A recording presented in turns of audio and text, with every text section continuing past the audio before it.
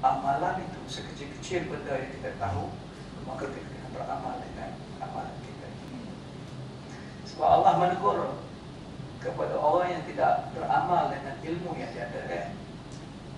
Sebab kata Imam Ghazali, ilmu itu seumpama pemimpin, amalan itu seumpama pengikut. Pemimpin yang tak ada pengikut, dia sia-sia. Ilmu itu seumpama pemimpin, amalan itu seumpama pengikut. Kalau ilmu yang ada sebagai pemimpin itu tidak ada pengikut, maka tidak ada guna lagi.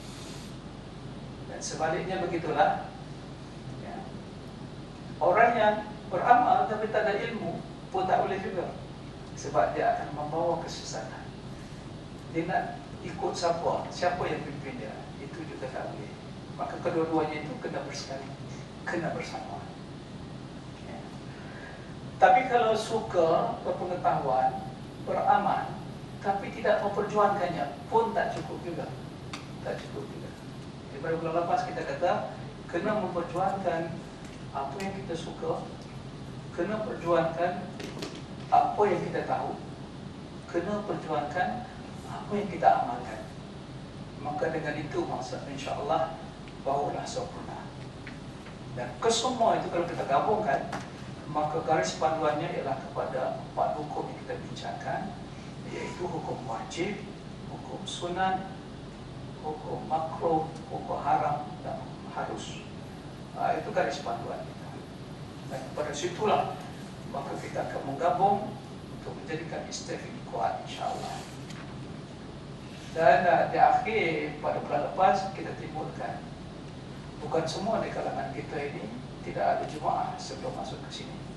Okay, kita ada jemaah, ada lama yang ada jemaah dan memperjuangkan dengan jemaah mereka itu sampai sekarang pun. Maka bagaimana boleh kita synchronize dan juga harmonizekan, mengharmonikan, memurnikan sesama kita ini? Maka garis panduannya ialah dengan sama-sama berkongsi pengalaman, kekuatan yang ada dalam jemaah masing-masing.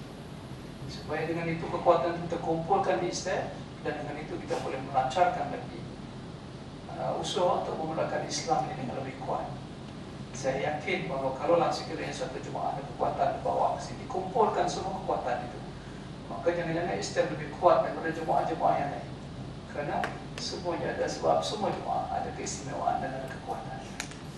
Jadi Islam ini adalah tempat mengumpul kekuatan segala pengalaman dan perjuangan, bukan tempat untuk melihat perbezaan-perbezaan, untuk berbincang tentang khilaf-khilaf yang tidak memberikan keuntungan, yang tempat untuk bermusuhan antara satu sama lain hanya kerana berbeza kaedah perjuangan.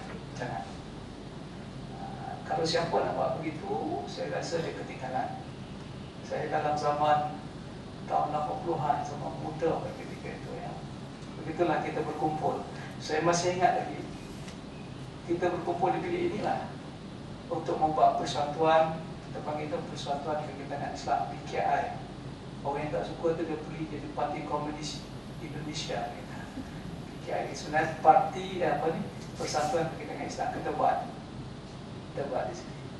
Oleh kerana kita bawa balik daripada luar negara, masing-masing dengan semangat masing-masing, masing-masing dengan jemaah masing-masing, masing-masing dengan pendekatan dan kaedah perjuangan masing-masing. Tapi oleh kerana ketika itu tak ada pengikut, maka kita boleh berkumpul. Tapi bila berusrah, kita berkelahi antara satu sama lain. Orang ni cuba menegakkan pendekatan mereka, orang ni akan menegakkan pendekatan dia, orang ni akan menegakkan, hingga akhirnya usrah itu jadi tempat berkelahi, bukan tempat merancang untuk memuliakan Islam. Hingga akhirnya ada seorang sekarang jadi rektor universiti menangis ya, dia kata, anak datang ke usrah ini untuk menjadi orang baik, tapi setiap kali anak datang, maka anak melihat orang bermusuhan. Sebab dia dah tahu kalau dia buat A itu tak suka kat B cakap apa pun, A mesti makan. Ini kerana apa? Jemaah B berbeza daripada pemikiran jemaah A. Jangan buat begitu. Di Islam bukan tempat yang sedemikian rupa. Ya. Dan dia ada jemaah dalam jemaah pula. Dalam usrah itu ada adik-adik daripada berbagai jemaah. Tapi jemaah itu pula, di kalangan ahli pula ada usrah rahsia pula.